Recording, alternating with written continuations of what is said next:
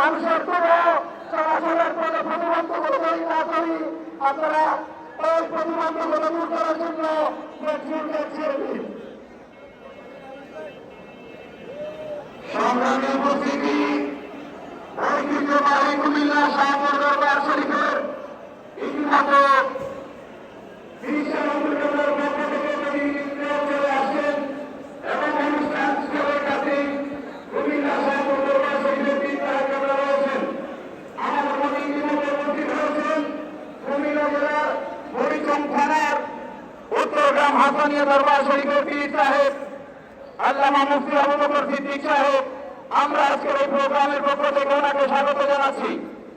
আমাদের মধ্যে আরো উপস্থিত হয়েছেন